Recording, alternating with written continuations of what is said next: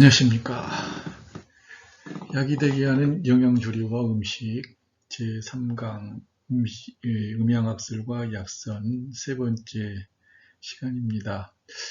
오늘 이 세 번째 시간에서는 음양학설과 약선 영양조리와의 관계를 좀 더 심도 있게 살펴볼까 합니다.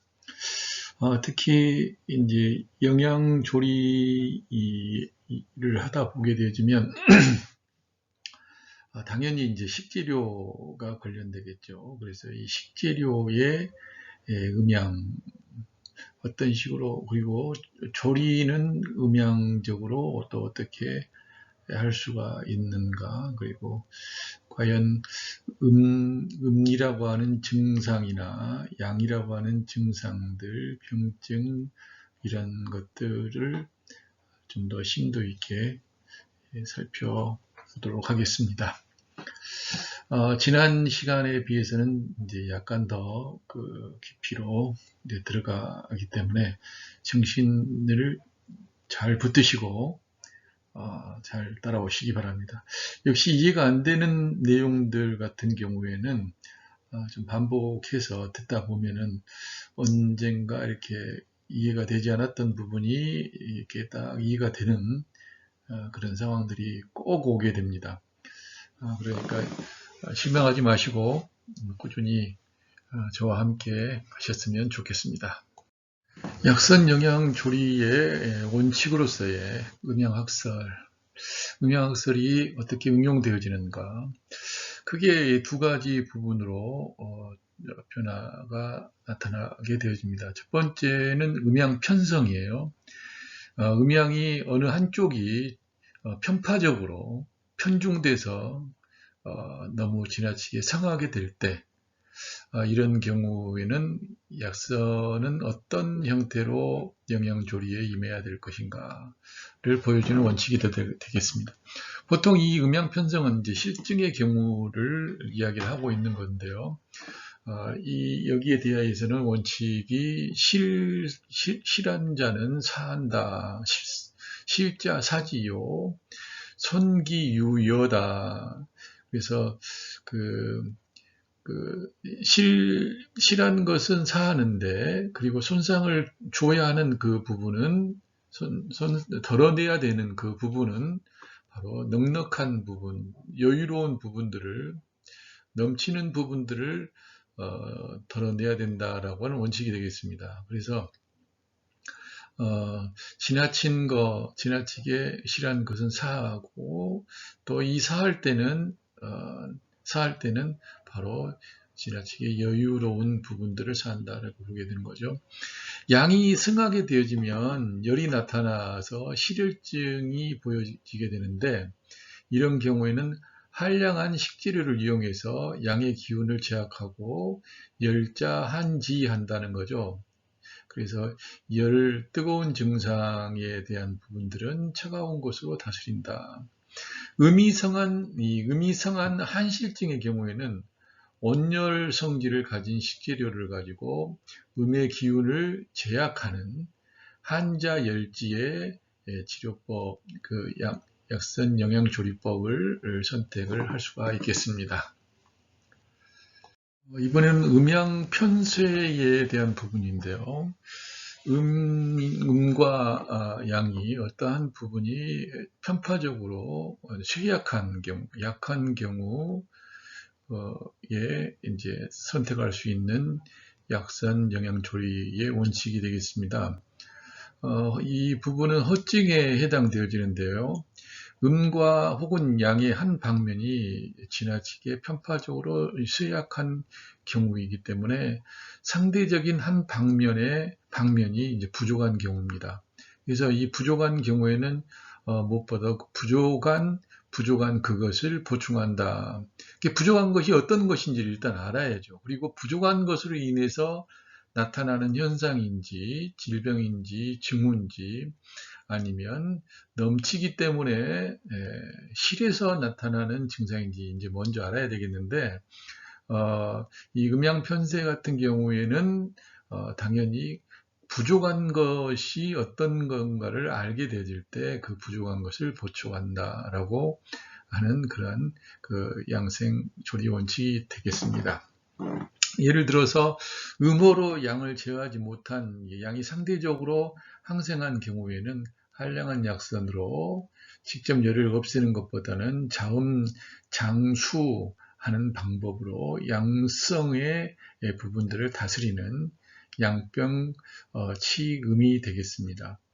양호로 음을 제어하지 못하여서 음이 상대적으로 항성한 경우에 이런 경우는 신원 발산하는 약선으로서 음안을 없애는 것보다는 부양익화의 방법으로 음을 다스리는 음병 치양의 법을 택하는 겁니다. 그래서 사하는 것이 아니라 보호하는 방법으로, 그래서 음양이 편성하게 되어지면 사하는 방법을 통하지만 음양이 편세하게 되어지면 보호하는 방법입니다. 그러니까 두 개의 치료 원칙, 영양 조리 원칙은 넘치면은 제하고 덜어내고 부족하면 보충한다라고 하는 큰 원칙이 되겠습니다.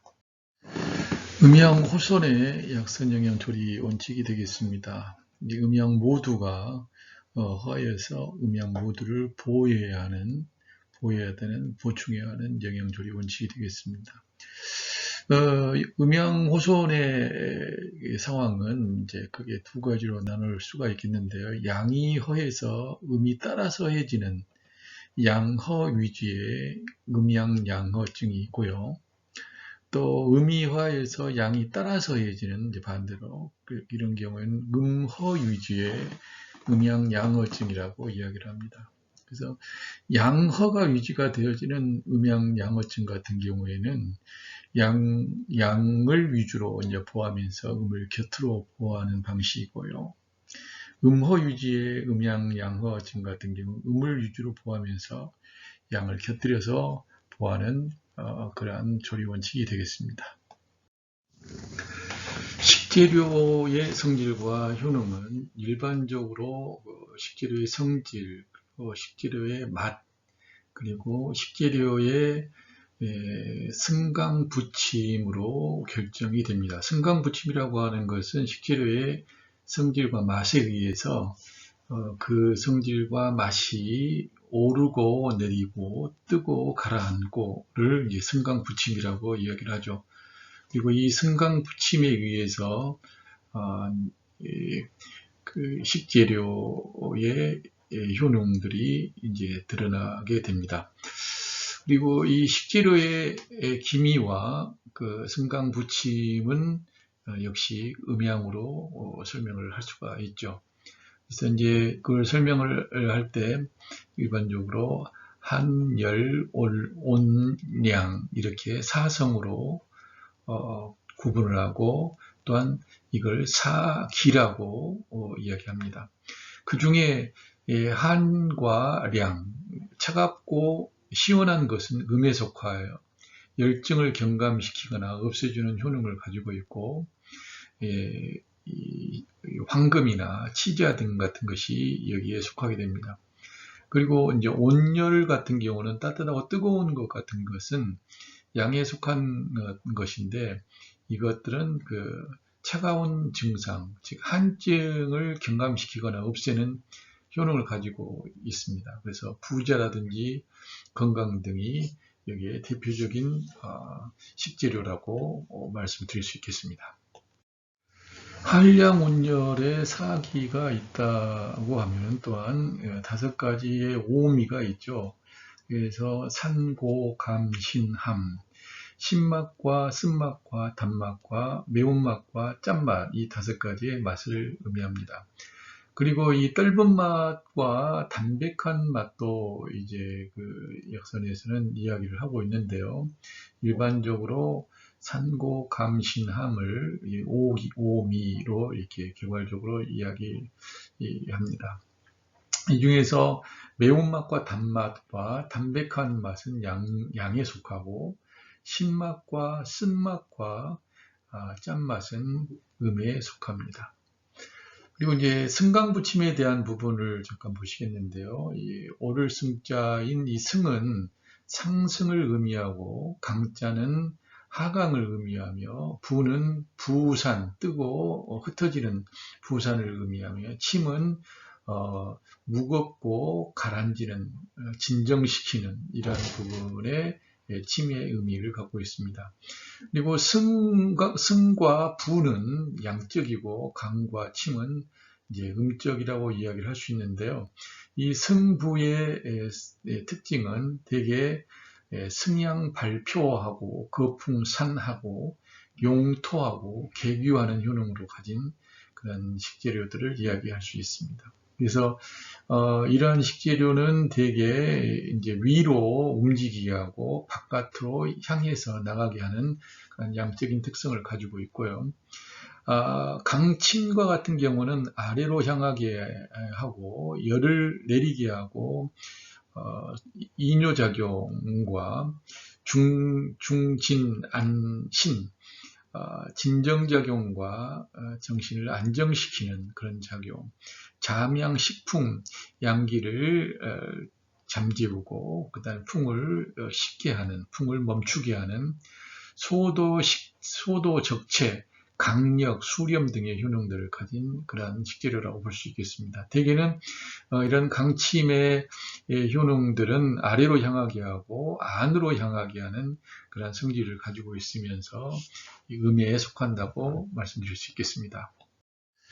결국 이 약선 영양조리는 그리고 병증과 어떤 그 건강 상태의 상황에서 음양 편성, 편세의 상황에 근거해 가지고 음양 편성과 편세의 상황에 근거해서 실한 것과 허한 부분의 상황에 근거해서 조리 원칙을 확정하고 식재료의 음양 속성을 덜어내거나 보충하면서 음양의 실조 상태를 조정하여 치유에 도달하게 하는 그런 것이라고 말씀을 드릴 수 있겠습니다. 음양 편성과 편세의 상황을 근거해서 식재료의 음양 속성을 가지고 그러한 그 편성과 편세의 상황을 덜어내거나 보충하면서 음양의 실조 상태를 조정하고 치유에 도달하는 그러한 상황이라고 말씀드릴 수 있겠습니다. 음양학설은 식재료의 성질을 아주 잘 설명해 주고 있는데요. 이 사기라 함은 이 식재료가 가지고 있는 4가지 성질로서 한량원료를 말합니다. 차갑고 시원하고 따뜻하고 뜨거운 이 4가지의 성질을 이야기를 하는데 현대에 와서는 이 차갑고 따뜻하고 시원하고 뜨거운 이런 거 외에도 차지도 덥지도 않은 평성까지 나누기도 합니다.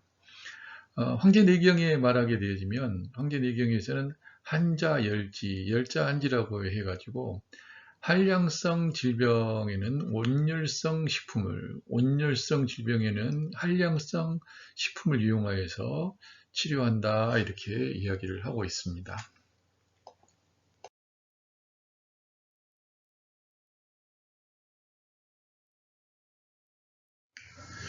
식재료가 있는 생태 환경을 음양으로 구분을 해보도록 하겠습니다.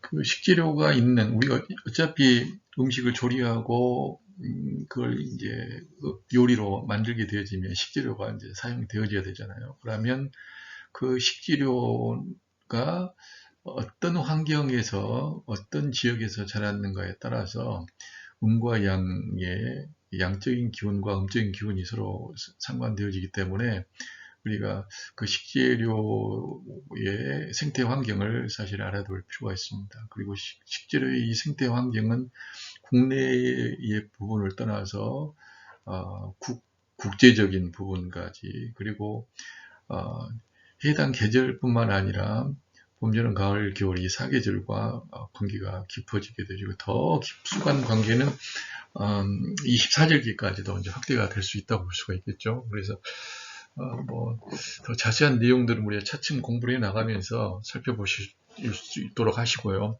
오늘은 이 식재료의 생태 환경을 크게 구분을 하게 되어지면 바로 이 네 개의 구분 구역으로 나눠질 수 있겠다 볼 수 있겠습니다. 첫 번째 구역은 1이라고 되어 있는 구역은 지금 태양이 떠 있죠. 그래서 태양이 떠 있는 양지의 지상부입니다. 양지의 지상부이죠. 그리고 이 지상부위에는 이 산들도 놓여 있고요. 그리고 그 산 속에 호수 같은 경우도 가능하겠습니다. 그리고 양지에 노출되어 있는 강이나 바다나 시류개천이란 부분까지도 이제 포함이 될 수 있으리라고 생각합니다. 2번은 음지의 지상부입니다. 그렇죠? 3번은 양지의 지하부입니다. 그리고 4번은 음지의 지하부이라고 볼 수가 있습니다. 그런데 크게 보면 이 식재료가 살아가는 생태 환경은 이 네 개 구역으로 다 나눠질 수 있지 않겠냐 싶습니다. 그래서 1번 구역에서 잘 자라는 식물과 그리고 2번 구역에서 3번 구역에서 4번 구역에 각각 잘 자라는 식물들이 있을 텐데 서로 잘 자라는 부분은 거기하고 잘 맞기 때문에 그런 거죠.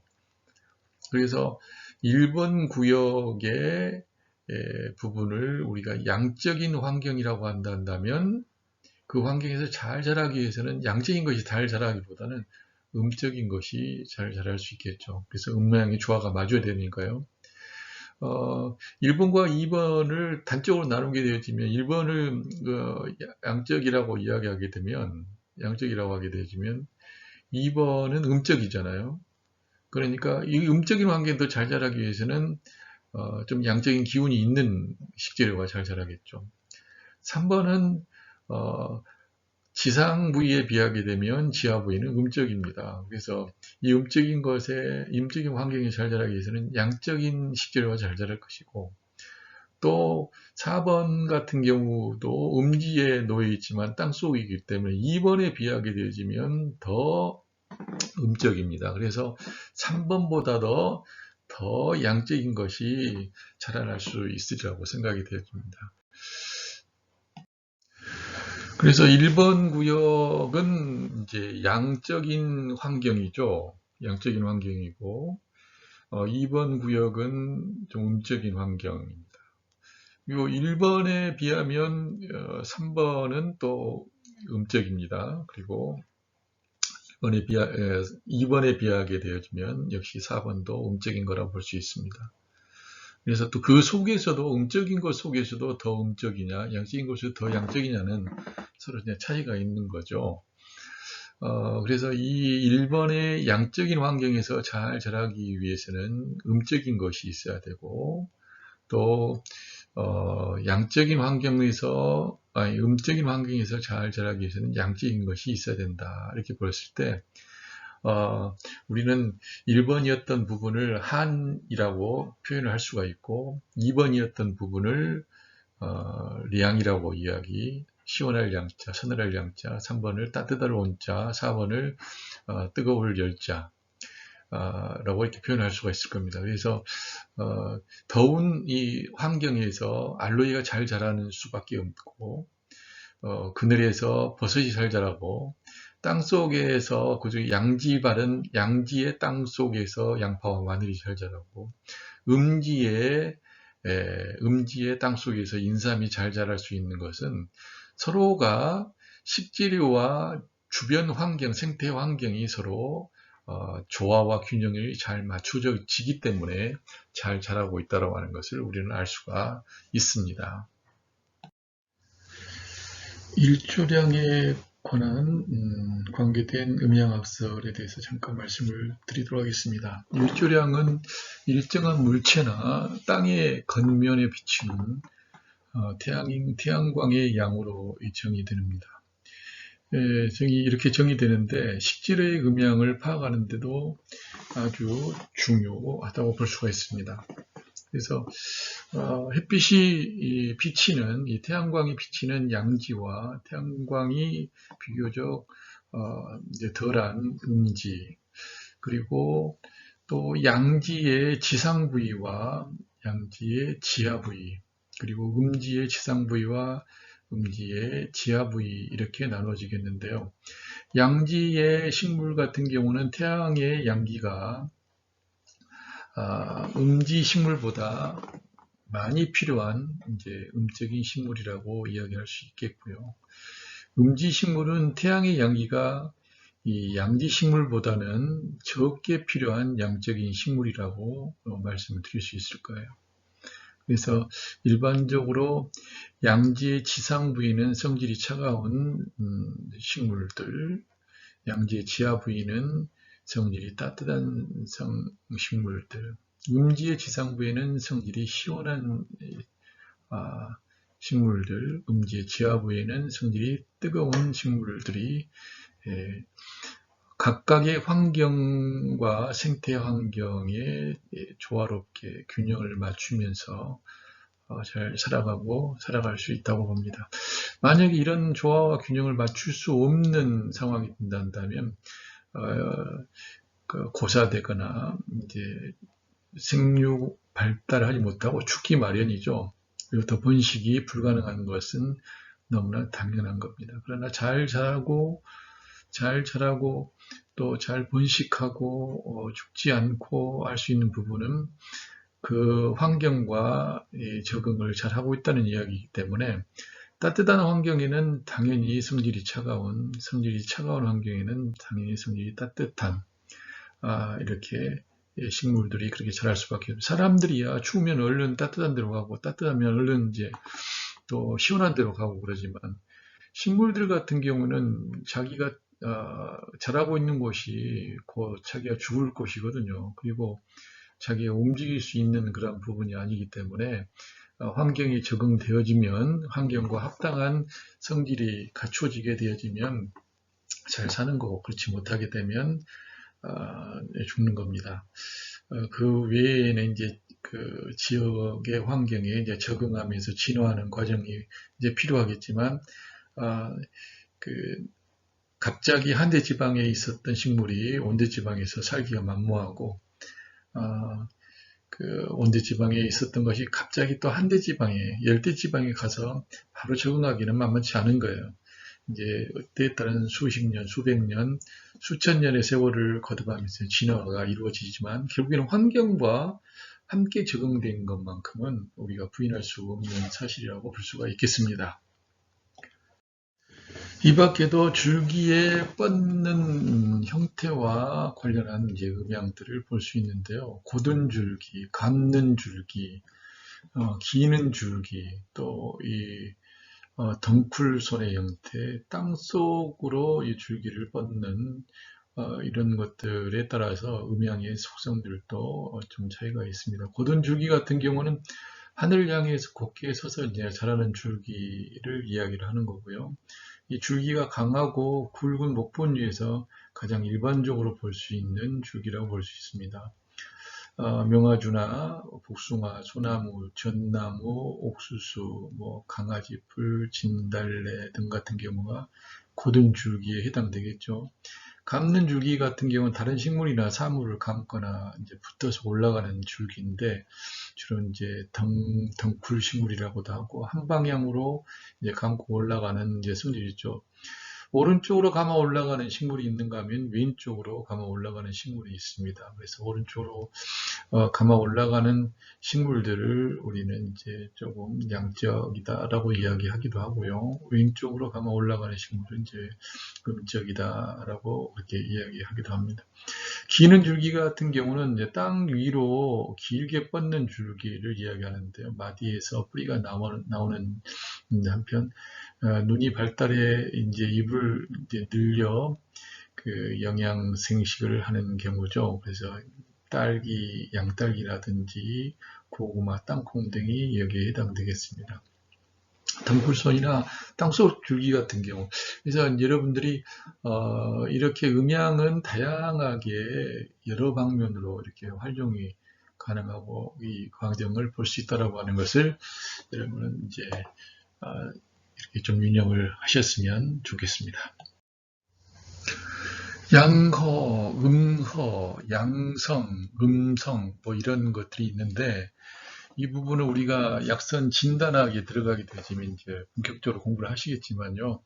간단하게 이제 음과 양하고 관련되어지니까 아주 간단하게 양이화할 때는 어떤 대표적인 증상이 나타나는가, 음이화할 때는 그리고 양이성할 때는, 음이성할 때는 어떤 대표적인 증상과 어떤 그 발병 기전에 의해서 어떤 생리적이고 병리적인 상황들이 벌어지는가, 이걸 우리가 좀 보실 필요가 있을 것 같아서 잠깐 소개를 합니다. 근데 여기에서는 뭐 발병 기전에서 생리적인 부분까지 다 말씀드리기에는, 그리고 대표적인 증상, 이 정도는 양허다, 이 정도는 음허다, 이런 정도 보시는 것으로 정리를 하도록 하겠습니다.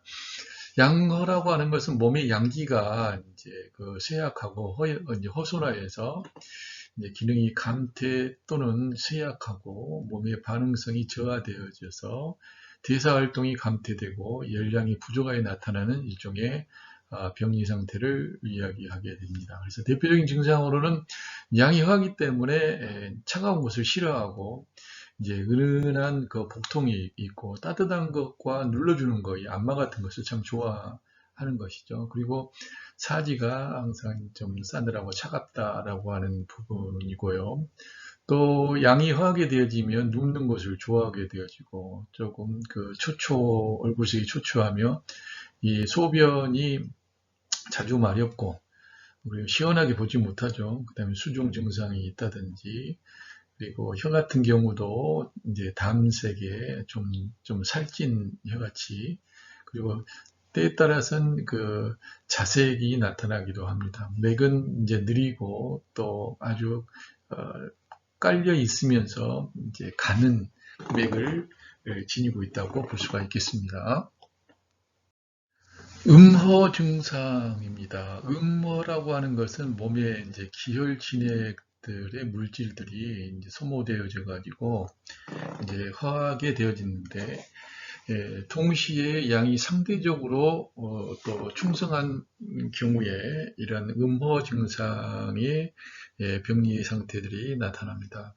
대부분 보게 되면 기능적으로 허한 항진증들을 이제 보이게 된다는 건데요.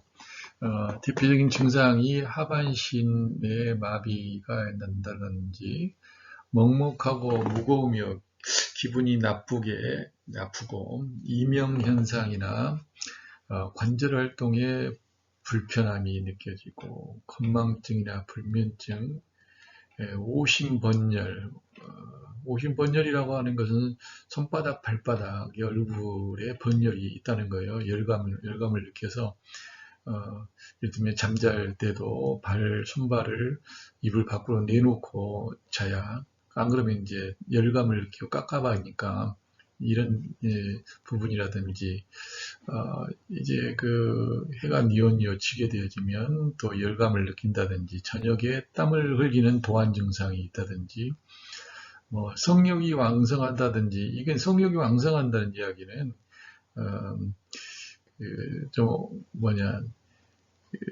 실제로는 그렇지 못하면서도 이제 생각이 많다는 이야기죠. 이제 집중력 저하, 그리고 그 혀가 붉은색을 띠고 설태는 이제 작게 있고, 맥은 빨리 뛰는, 약하면서 빨리 뛰는 그런 증상들을 보이게 됩니다.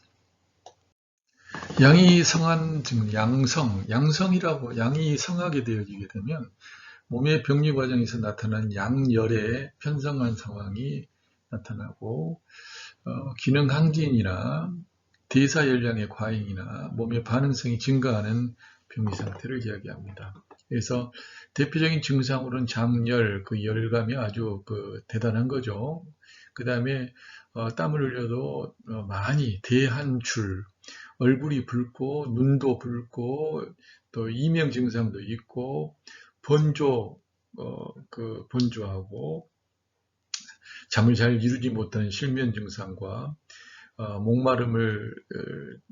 목마르고 그 다음에 차가운 음료를 마시는 걸 좋아하고 정신적인 부분이 과다한 증상의 이상을 보이든지 어지러움 증상과 통증, 찌를 듯한 그런 통증들을 많이 느낍니다.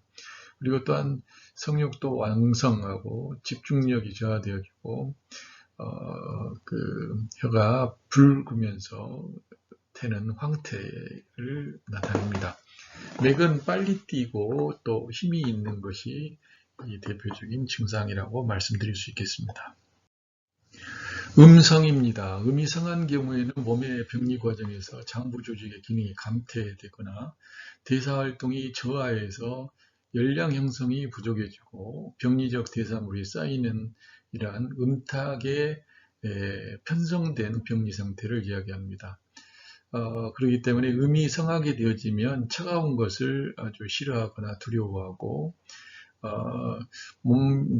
온몸이 그 통증이 있으면서 또 열감이 있고, 그 다음에 누르게 되어지면 이제 기침이 난다든지, 복부는 항상 냉한 그리고 설사를 자주 하고, 소변은 이제 맑고 오랫동안 길게 보는 그리고 수종이 있고, 또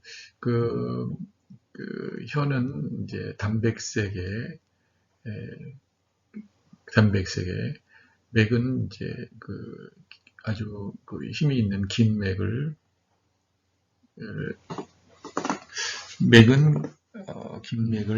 긴 맥이 되겠습니다. 이렇게 우리가 양허 증상, 음허 증상, 그 다음에 양성 증상, 음성 증상을 본 부분은 이러한 증상, 만약에 양이 허하게 되어진다면 이제 보호해야 되겠죠. 양을 보호하는 형태의 식재료를 사용하고, 음이 허하게 되면 음을 보호해야 하는 형태로 우리가 약선 영양조리의 원칙을 세워야 되겠죠. 그러나 양이 성하게 되면 성한 부분은 덜어내야 되는 거예요. 그래서 성한 양을 덜어내고, 음이 성하게 되면 음을 덜어내고, 허하게 되어지면 보호하고, 실하게 되어지면, 성하게 되어지면 사해야 된다고 하는 이러한 원칙들을 대입하기 위해서 어떤 상황은 허한 거고 어떤 상황은 실한 것인가, 이 부분을 우리가 잠깐 살펴본 것입니다. 음양은 상대적입니다. 절대적이지 않다겠죠. 상황과 상태에 따라서 다 다르게 나타나고 다르게 해석되어질 수가 있는데, 남자와 여자는 서로 틀린 것이 아니라 서로 다르다고 하는 것을 우리는 지금부터 몇 개의 그림을 보면서 확실하게 그렇구나, 정말 그렇네 라고 생각하실 수 있을 것 같습니다. 이 지나가는 여성만 보더라도 남자가 보려고 하는 부분과 여자가 보고 있는 부분, 여자가 보고 싶어 하는 부분, 남자가 보고 싶어 하는 부분이 각각 다르다고 하는 것을 볼 수 있죠. 여자가 샴푸를 고를 때도 역시 여자가 고를 때는 그 샴푸의 유효성, 브랜드, 향, 모발에 미치는 효과, 성분, 용기, 색상, 질, 디자인, 친구의 추천, 인터넷의 리뷰, 용량, 인지도, 이런 등등을 아주 복합적으로 이 전체적인 부분을 본다 한다면, 남자는 그냥 통에 샴푸라고 써져 있으면 그냥 된다는 이런 것만 보더라도, 남자와 여자의 사고방식과 인지방식, 행동방식은 상당히 차이가 있다는 것을 우리는 인정해야 됩니다. 상대적으로 굉장히 많이 다를 수 있다. 그렇기 때문에 여자이고, 그렇기 때문에 남자이다라고 하는 것을 우리 잊지 마시기 바랍니다. 자, 남자와 여자가 미용실을 갔다 왔습니다. 남자는 2만 원의 비용으로 비포 애프터가 현격하게 차이가 나죠. 그런데 여자는 20만 원의 더 비용을 들이고 나서 비포 애프터가 많은 차이가 있습니다. 실제로 남자는 많은 변화를 원하는지 모르고, 여자는 많은 돈이 들어가기를 원하는지 모릅니다. 꼭 그렇지는 않습니다. 이게 또 그렇다고 해서 이 여성 비하니 뭐 이런 이야기 한다고 하지 마세요. 절대 그런 의도가 없습니다. 서로 차이가 있다. 음과 양은 서로 차이가 있다. 상대적 차이를 인정해라. 그 이야기를 드리고 싶은 거예요. 색깔에 대한 인식 자체로 보게 되면 여자는 상당히 그 색깔 인식의 폭이 넓죠. 그러나 남자들 같은 경우는 거의 뭐 빨주노초 파남보 정도로 그 정도면 충분하다고 생각하는 그런 인식의 사고가 있는 것을 볼 수 있어요. 참 재밌는 일이에요. 지금 여러분들은 그 남자와 여자가 얼마나 상대적으로 차이가 있는가, 음과 양은 얼마나 상대적으로 차이가 있을 것인가, 사실 음과 양의 상대적인 차이에 대한 이 부분을 말씀드리기 위해서 이제 그림들을 보고 있는데요. 차를 고르는 데 있어서도, 그리고 차를 보는 부분에 있어서는 남자와 여자에 대한 차이점들이 상당히 있어요. 남자는 차에 대해서 관심이 많아서 그런지 모르지만 구체적으로 차의 이름에 대해서 상당히 민감하고 그걸 잘 외우고 어떻게 저렇게 잘 알고 있을까 할 정도로 이제 그 숙지력이 뛰어납니다. 그런데 여자는 뭐 그냥 모두가 다 외제차다 이렇게 인식을 하고 있어요. 구태여 뭐 그게 이름에 대해서 관심이 없습니다. 색깔과 모양에 대한 부분에 그냥 더 관심이 있는 것 같아요. 페이스북에 대한 부분도 그런데 참 참 보게 되면 일주일 동안 페이스북을 확인하지 않는다면 어떤 일이 벌어질까? 보게 되면 남자의 페이스북은 일이 되기가 무섭게 이제 얼른 확인하는 경향이 있는데 여자의 페이스북에 보게 되어지면 확인하지 않고 미확인 물체를 둥둥 띄워놓고 있는 이 자체를 즐기는 것 같은 이러한 부분이 많이 나타난다고 합니다. 그래서 역시 이건 이 남자와 여자가 참 많이 다르다. 음과 양은 역시 많이 다를 거다. 그런데 하나밖에 남지 않은 그 부분을 놓고 왜 이렇게 성질이 급하냐라고 이야기하면 안 되고 여자는 왜 이렇게 위에다가 비행물체를 띄고 있냐라고 할 때 왜 그렇게 애간장을 태우고 이제 그러냐 이렇게 이야기할 것은 아니란 이야기죠. 서로 차이가 있는 겁니다. 연인과 이별을 한 후에도 역시 남자와 여자의 대처법은 많이 다릅니다. 남자와 여자가 남자는 연인과 이별한 첫날에는 남자가 상당히 그냥 쿨한 척하고 있어요. 여자는 이제 질질 짜고 있는 것 같은. 일주일이 지나게 되어지면 남자는 점점 이제 심각해지기 시작하고 여자는 이제 일상으로 돌아오기 시작하고 한 달이 지나면 그때서야 남자는 이제 그 잃어버린 연인에 대한 이별한 그 이별의 고통을 기통 속으로 깊숙이 이제 들어가는데 여자는 이제 이미 자유를 만끽하고 있는 상황이죠.